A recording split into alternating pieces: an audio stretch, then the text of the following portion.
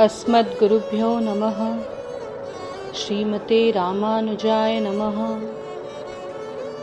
जय श्रीमन्नारायण। गुरु चरणों में समर्पित। परम ऐश्वर्य संपन्न श्री रामानुजाचार्य के भूमंडल में रहते हुए 120 वर्ष हो गए। उन्होंने जीवन के 60 वर्ष श्रीरंगम में व्यतीत किए। अब यतिराज ने वैकुंठ जाने का निश्चय किया और यह निश्चय भगवान को निवेदन किया। भगवान ने अनुमति प्रदान की और वर मांगने को कहा। रामानुजाचार्य बोले, मेरे शरणागत के संबंधी की चरम विधि की परंपरा में आने वाले सभी को मोक्ष मिले। भगवान ने उनकी प्रार्थना स्वीकार की। फिर यतिराज ने वैकुंठ को प्रस्थान करने से पहले अपने शिष्यों को 74 वाक्यों का उपदेश दिया। अपने आचार्य एवं अन्य श्री वैष्णव भागवत दोनों का कैंकर्य समान भाव से करना चाहिए। पूर्वाचार्यों के ग्रंथों में विश्वास रखना चाहिए। इंद्रियों का दास बनकर नहीं रहना चाहिए। सामान्य शास्त्रों में आग्रह बुद्धि नहीं रखनी चाहिए। भगवत विषयक शास्त्रों में ही रुचि रखनी चाहिए। आचार्य कृपा से यदि ज्ञान सागर हृदय में लहरा उठे तो भूल कर भी शब्दादि विषयों का दास नहीं बनना चाहिए। शब्दादि विषयों को सामान्य दृष्टि से ही देखना चाहिए। पुष्प, चंदन, पान आदि में वासना बुद्धि नहीं रखनी चाहिए। भगवान नाम संकीर्तन के समान ही भागवत नाम संकीर्तन भी करना चाहिए। यह सोचकर कि भागवतों के आश्रय से ही भगवान की प्राप्ति होती है, भागवतों के आदेश का पूर्णतः पालन करना चाहिए। रागादि से प्रेरित होकर यदि अज्ञ मनुष्य भगवान का और भागवतों का कैंकर्य छोड़ेंगे तो वे विषयों में आसक्त होकर नष्ट हो जाएंगे। श्री वैष्णव स्वरूप अनुष्ठान भगवत प्राप्ति का उपाय न मानकर उपाय रूप समझाना। महाभागवतों को एक वचन से नहीं बुलाना चाहिए। श्री वैष्णवों को देखते ही हाथ जोड़कर प्रणाम करें। भगवान की एवं श्री वैष्णवों की सानिधि में पैर फैलाकर न बैठें। भगवान, श्री वैष्णव और गुरुदेव के स्थान की तरफ पैर फैलाकर न सोवें। प्रातः काल जागकर गुरु परंपरा का अनुसंधान करें। भगवत सानिधि में बैठे हुए भागवतों को देखें, तब समस्त परिवार वशिष्ठाय श्रीमते नारायणाय नमः कहकर साष्टांग करें। भगवत भागवतों का गुणानुवाद करते हुए श्री वैष्णवों की यथाशक्ति पूजा किए बिना और प्रणाम किए बिना चले जाना महान अपचार है। श्री वैष्णवों का आगमन सुनकर सम्मुख आगे बढ़कर स्वागत करना और जाते समय कुछ दूर साथ चलकर बहुमान पूर्वक विदा करना चाहिए।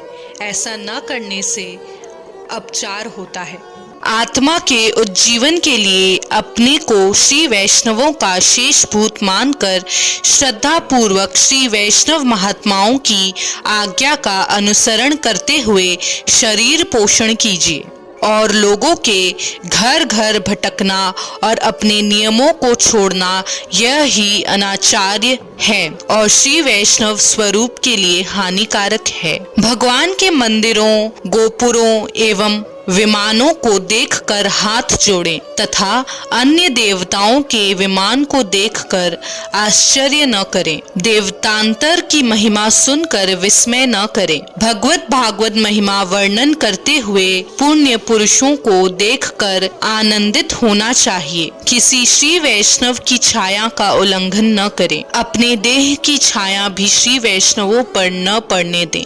इतर लोगों का स्पर्श करने के बाद श्री वैष्णवों का स्पर्श न करें। दरिद्र वैष्णव के अभिवादन का प्रत्युत्तर न देना भागवत अपचार है। मैं दास हूँ ऐसा कहकर प्रणाम करने वाले श्री वैष्णव का आदर करना चाहिए।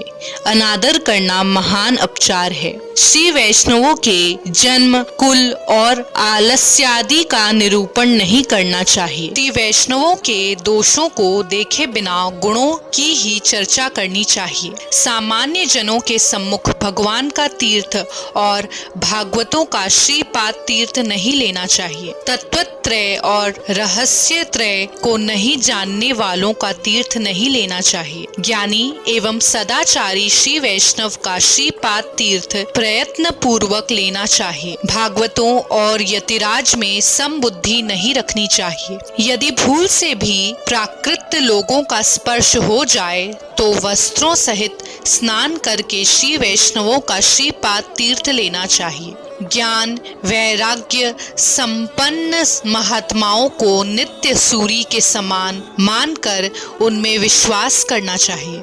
ज्ञान भक्ति वैराग्य संपन्न श्री वैष्णव महात्माओं में प्रेम बढ़ाना चाहिए।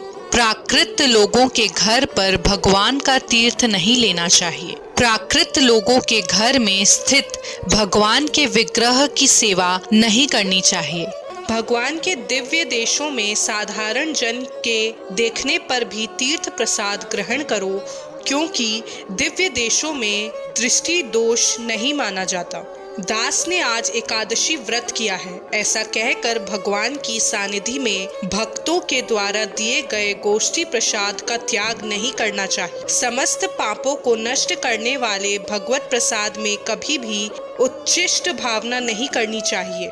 कभी भी श्री वैष्णव के सामने अपनी प्रशंसा न करें। नित्य चैनानुसंधान रत रहें। श्री वैष्णवों की सानिधि में किसी का तिरस्कार न करें। श्री वैष्णव महात्माओं के गुणों का अनुभव तथा उनकी सेवा क्षण भर भी किए बिना कोई कार्य न करें।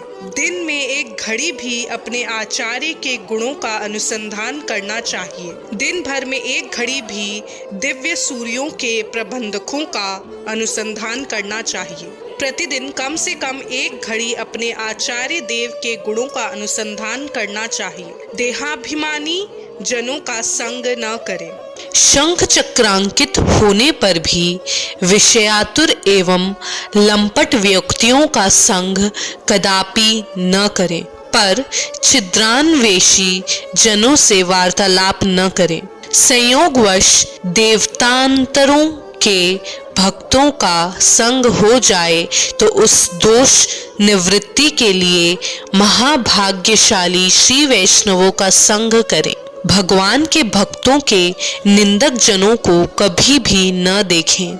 आचार्य द्वेषी लोगों को भी कभी नहीं देखना चाहिए।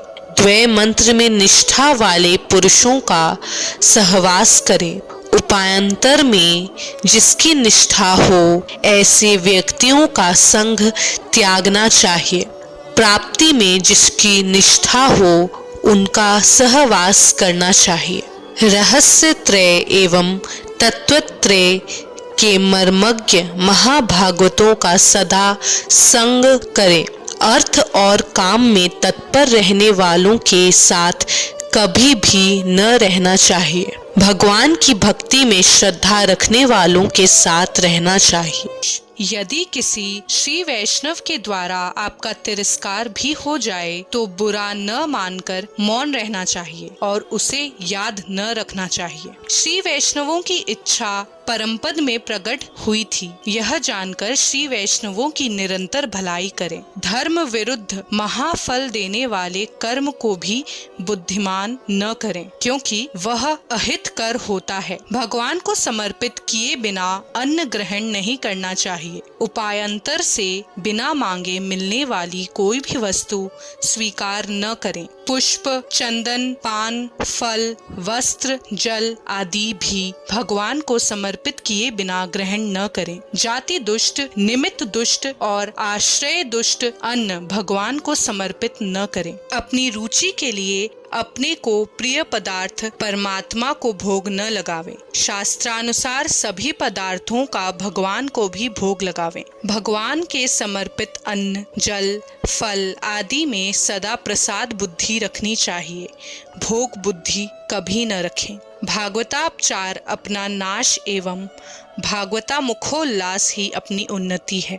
मंत्रत्रय, इन तीनों मंत्रार्थ में पूर्ण निष्ठा रखने वाले महाभागवतों के शास्त्रीय कर्मों को कैंकर्य बुद्धि में संपन्न करें।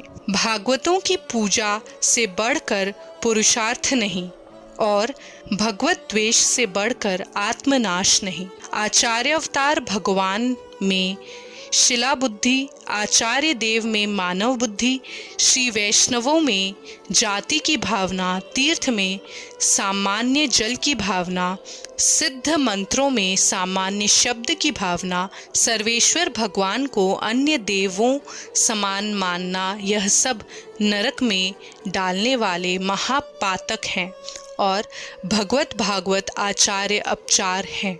भगवत पूजा भागवत पूजा से श्रेष्ठ है। भगवतों का तिरस्कार भगवान के अपमान से अधिक पापजनक है। भागवतों का श्रीपाद तीर्थ भगवान के चरणोदक से उत्तम है। अतः आलस्य रहित होकर भागवतों की आराधना में तत्पर रहना चाहिए। इस प्रकार प्रपन्नामृत का 67वां अध्याय भाग 7 समाप्त हुआ। इस वीडियो से जुड़े हुए कोई भी सवाल आप नीचे कमेंट बॉक्स में पूछ सकते हैं। धन्यवाद। वीडियो अगर अच्छा लगा हो तो इसे लाइक करें, अन्य भागवतों के साथ शेयर करें और हर वीडियो की अपडेट पाने के लिए चैनल को सब्सक्राइब करें। बेल आइकन दबाना न भूलें।